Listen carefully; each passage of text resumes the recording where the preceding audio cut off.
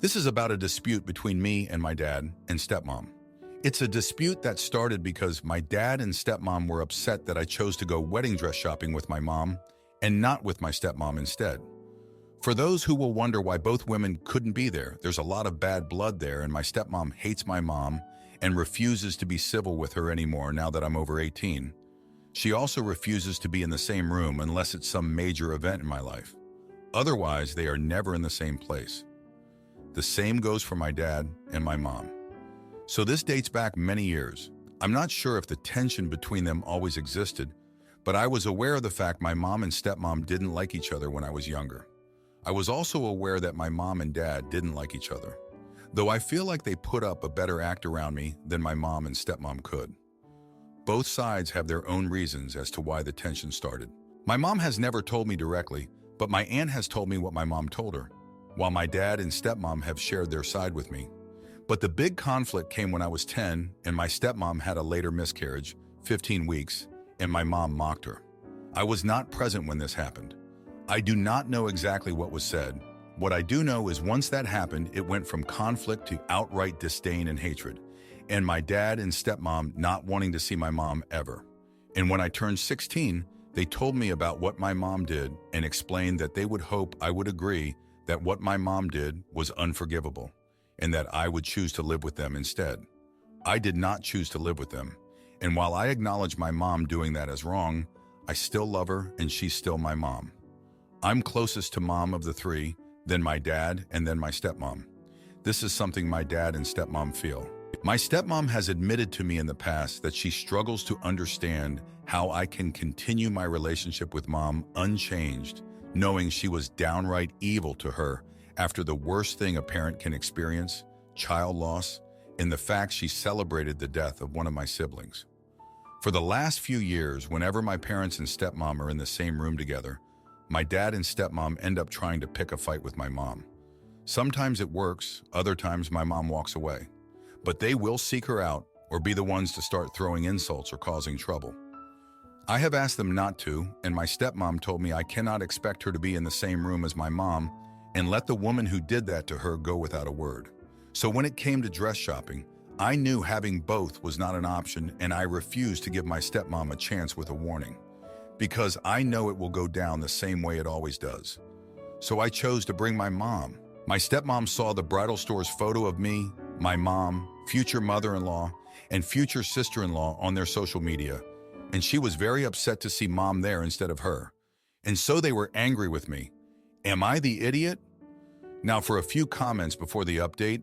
Comment 1. My stepmom has admitted to me in the past that she struggles to understand how I can continue my relationship with mom unchanged, knowing she was downright evil to her after the worst thing a parent can experience, child loss. Your mom is a jerk if she laughed at someone's miscarriage, but your dad and stepmom are also jerks for expecting you to give up your relationship with your mom because of how she's been towards them. Although they haven't exactly been kind to your mom either. I'm sorry you're always caught in the middle of this. You're not the jerk. At the end of the day, you'd rather your mom be there with you trying on wedding dresses, and your stepmom needs to understand that you'll most likely always put your real mom before her. It's just something she needs to accept. Comment 2. Were dad and stepmom involved with each other before the divorce from mom was final? I'm not trying to excuse what your mom said, but there may be more behind it. If your mom mocked your stepmom's miscarriage unprovoked, that's a shitty thing, but it has nothing to do with you. The way your mom tries to avoid conflict with them just makes me think there's way more to the story. You're only getting dad and stepmom's side. Mom has chosen to do the mature adult thing and not involve the child. Your mom's comments all those years ago may have had a much bigger backstory where your stepmom actually had it coming. Now for the update, thanks for sticking around. A lot has happened since I last filled you in. Just when I thought things couldn't get more heated, they did. My dad and stepmom have been giving me the cold shoulder ever since the dress shopping incident. It's like walking on a minefield every time I visit them. They barely speak to me, and when they do, it's with this icy tone that makes me shiver. Last week, my stepmom pulled a move that shocked everyone. She went behind my back and canceled the band I had booked for my wedding, claiming it was a mistake. I found out when the band leader called me, confused about why my mom would cancel when I had been so excited. My heart sank. I confronted her, and she admitted it, saying she wanted to help by choosing a band that she liked, as if it was her wedding. I was furious. I couldn't believe she'd go that far. But then my dad did something unexpected. He apologized on her behalf and offered to pay for any band I chose, no matter the cost. It was a rare moment of support from him, and it left me feeling torn. I could see he was trying to mend fences, but it was hard to forget everything else. Meanwhile, my mom has been my rock. She's been helping me replan parts of the wedding without making a fuss. She's been careful not to badmouth my dad or stepmom, even though I can tell she's itching to. It's like she's walking on eggshells, trying to keep the peace for my sake. The tension between my parents and stepmom has been a constant backdrop to my life. I remember overhearing arguments as a kid, the hushed tones when they thought I was asleep. My mom once confided in my aunt that my stepmom had tried to turn my dad against her after their divorce, which my aunt later told me. My dad and stepmom, on the other hand, always painted my mom as the villain, someone who was out to get them. But the real breaking point was the miscarriage. I was too young to understand the gravity of it then, but now I see how it shattered any chance of civility. My stepmom's pain was immense, and my mom's reaction, from what I've been told, was cruel. It's a wound that never healed, and I'm caught in the middle. Just yesterday, my stepmom tried to have a heart-to-heart with me. She said she felt replaced by my mom and that it hurt her to see me choose my mom over her. She was crying, and for a moment, I saw her not as the woman who canceled my band, but as someone who was hurting. It was a side of her I hadn't seen before. But then she asked me to do something that made my stomach turn. She wanted me to uninvite my mom from the wedding. She said it was the only way she could enjoy my big day. I was speechless. How could she ask me to do that, to choose between them on a day that was supposed to be about love and unity? I spent a sleepless night wrestling with the decision. My loyalty to my mom, who had been there for me through thick and thin, was pitted against my desire to have a relationship with my dad and stepmom. It felt impossible. Today I made my choice. I told my stepmom that I couldn't uninvite my mom. It was the hardest thing I've ever had to say. She looked at me with a mix of disappointment and resignation. My dad didn't say a word, but I could tell he was upset too. I'm not sure where we go from here. The wedding is still on, but the family rift is wider than ever. I just hope that, in time, they'll see that my decision wasn't about taking sides, but about being true to myself and the people who have supported me unconditionally. Thanks for reading. My mom insisted on helping with our newborn, but fell asleep on the job. So I flew in my aunt and watched the fireworks as she taught my mom a lesson about boundaries. My wife and I have a 1-month-old baby, but neither of our families are close by. Mine lives overseas, and my dad is sick with ALS. I'm planning a visit to see them as soon as it's safe for my daughter at around 3 months. It's my mom's first grandkid, and she was super excited to come help. That said, my mom can be a lot, not a malicious bone in her body, but she is crazy scattered and unintentionally super bossy and opinionated. My wife is very anxious and has a lot of personality and culture conflicts with her, but has developed an acceptable routine. She has kind of had to. We go to visit for a month at a time with my dad. My mom insisted on coming to help us for a few weeks, and after some fraught negotiation, we agreed to 2 weeks once my daughter was 3 weeks old, and that she would stay with us in our 2-bedroom apartment. The first week has been pretty stressful. Lots of unasked for advice, arguments over how cold the baby is, and general scatterbrained encroachment in our space. But honestly, it's been about what we expected until this morning. I needed to take my wife to a physical therapy appointment, and it's the first time we were going to leave my daughter alone with her, and we've been a bit anxious about it. My mom has been taking the morning feeds, and this morning, I saw her asleep holding the baby. I sat and watched for a while to be sure, afraid to wake my mom and have her startle and potentially drop my daughter. Eventually, I got it and woke her by catching her, but it wasn't a great start to the day. When we finally headed out, my wife forgot her script at home, so I tried texting and calling my mom on both of her phones to no answer. About 30 minutes go by, and we're both freaking out because we can't get in touch with her, so I finally head home while my wife is still at her appointment. I send some pointed texts while I'm on my way home, explaining that this is causing anxiety, and if I am going to leave her with the baby, she needs to be accessible. When I get home, she is visibly annoyed that I came home early and huffy, so I let her have it. I tried not to raise my voice for the kid, but I tell her that even if she thinks we are overreacting, it's not her place and that she needs to understand how it makes us feel. I let her know between this and her falling asleep that it makes it very hard for me to trust her and that the constant arguments and criticisms make it very hard to have her here. I don't think I was rude, but I wasn't kind. So I know we're new parents, tired and anxious, and we're likely overreacting, so hence the question, am I the idiot? Now for a few comments before the update. Comment 1. Everyone sucks here. My dude, birth is about the woman. So unless your mom and your wife get along really, really well, her coming to stay was never going to be helpful. What you did or did not say to her is beside the point. You seem to think your mom is entitled to be staying over with a new baby for any length of time. She is not. You are in jerk for even entertaining this idea, and she's in jerk for being this way in general. Your poor wife, comment 2. You're the jerk to your wife. You are absolutely ruining her postpartum experience. Your mom could have waited 3 months until you traveled to her. Your mom isn't helpful to your wife. She is a burden. Send her home until you can make those arrangements. You are 100% responsible for babysitting your mommy. Keep her out of your wife's hair. Also, when you go spend a month with your relatives, your family of 3 needs to be in a hotel. Now, for the update, thanks for sticking around after my last post. So things went from tense to outright chaotic. After the incident with my mom falling asleep, we had a few days of cold silence. My wife and I were on edge, and my mom was doing that thing where she pretends nothing's wrong, but you can tell she's fuming. Then out of nowhere, my dad's condition worsened. We got a call that he was in the hospital, and it was serious. My mom was a wreck, and I felt like I was being torn in two. I had to be there for my dad, but I also had a new family to think about. We made the tough call for me to go alone. My wife would stay with the baby, and my mom would fly back to be with my dad. The trip was a blur.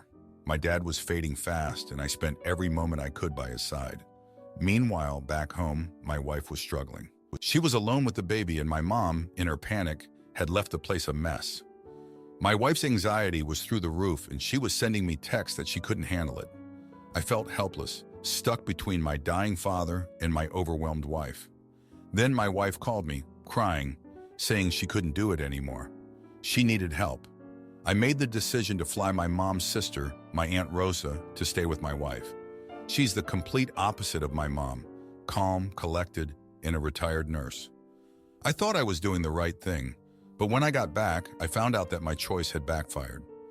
My wife was grateful for the help, but Aunt Rosa had taken control of the house. She had her own way of doing things, and it clashed with my wife's routine. They had a huge fight, and my wife felt like she was being pushed out of her own home. To make matters worse, my mom was calling nonstop, wanting updates on both my dad and the baby. She was upset that her sister was there and not her. I was stuck mediating family drama when all I wanted was to grieve my father and support my wife. Then, the final straw. My wife discovered that Aunt Rosa had been secretly inviting her church friends over to see the baby, despite us wanting to limit visitors due to health concerns. My wife felt betrayed, and I was furious. I confronted Aunt Rosa, and it turned into a shouting match that woke the baby and left everyone upset. I had to ask Aunt Rosa to leave, which caused a rift in the family. My mom was angry with me for sending her sister away. My wife was exhausted and felt like her space had been invaded, and I was just trying to keep it all together. Now we're trying to find some normalcy again. My dad passed away, and I'm filled with guilt for not being there in his final moments. My wife and I are slowly rebuilding our routine, but the tension is still there. I thought I was making the right choices, but it seems like every decision I made just added more stress to an already stressful situation. Thanks for reading this update. My daughter's heart surgery was scheduled, and my mom planned a wedding the same week without asking. So I canceled her big day and showed her who's boss. My husband and I live 3,000 miles away from my family for background. So my daughter, who is 4 months old, was born with a very serious heart defect that we knew would require open heart surgery shortly after birth. We are fortunately able to put it off until this April to give her more time to grow. My mother has been very much in the loop of this timeline and known since Christmas time that her surgery would be in April. In March, she randomly called me up saying she was going to fly down and visit us in April with her longtime boyfriend. I reminded her our daughter will be having surgery around then and that it's important she's not exposed to extra germs, etc. She casually tells me that she already bought tickets and tells me she'll be here between X and Y dates. I was not asked, I was told. I should clarify that they are strictly coming to visit, not help out with my other kids during my daughter's surgery. She wants to visit the beach, go to the aquarium, etc. while they're here. I'm expected to play hostess. I was annoyed AF at this point, but let it roll off my shoulders. If she happens to be here when her surgery is taking place, and the 1+ weeks she'll be inpatient afterwards recovering, her loss. I'm absolutely not leaving my daughter's side, and it's her wasted trip. Yesterday, I got a text from my grandpa, also not local, stating he'll be coming down that week too, along with 2 other aunts for my mom's wedding. I was completely blindsided by this wedding. I was informed that my aunts will all be meeting up at my home on specific dates, times related to wedding stuff. Have I mentioned my daughter is having open heart surgery during that time? I texted my mom for clarification and she laughed it off saying, "Oh yeah, I forgot to tell you we decided to get married while we're down there." I'm livid at this point. Livid that I found out through my grandpa and that I wasn't asked first. Livid that my mom is putting my daughter's health at risk by trying to expose her immunocompromised self to a ton of new people right before a life-threatening surgery. Livid that at no point did she stop to think that I might just want to focus on my daughter and the fact that they are stopping her heart that week instead of a stupid wedding that was planned last minute. Would I be the idiot for calling my mom out? I guess I really just want her to know how hurt I am that she's valuing her trip and wedding more than my daughter's health and my own struggles. I've literally never felt more unimportant to her than I do now. She just literally doesn't seem to give a shoot about what we're all going through. And I want her to know it for no other reason than I just want to be heard. At the same time, another part of me just wants to bite my tongue and not ruin her day. Now for a few comments before the update. Comment 1. Not the idiot, but you and your daughter will be better served by you taking decisive action rather than calling people out. Send this to all family members. Hi everyone. Annie is having major heart surgery on April X. Per doctor's orders, we cannot interact with or host anyone who is flying in due to the risk of infection. As you can imagine, I'll be very busy before, during, and after the surgery. Optional, I'll try to drop in during the wedding on FaceTime. I recommend Joe's Pizza in the Hilton and hope to catch up with everyone later in the year. Set your phone on Do Not Disturb and take care of your daughter. Done. Comment 2. 1 letter with copies to grandpa, mother, and aunts. On Nahon 6, my baby is having heart surgery.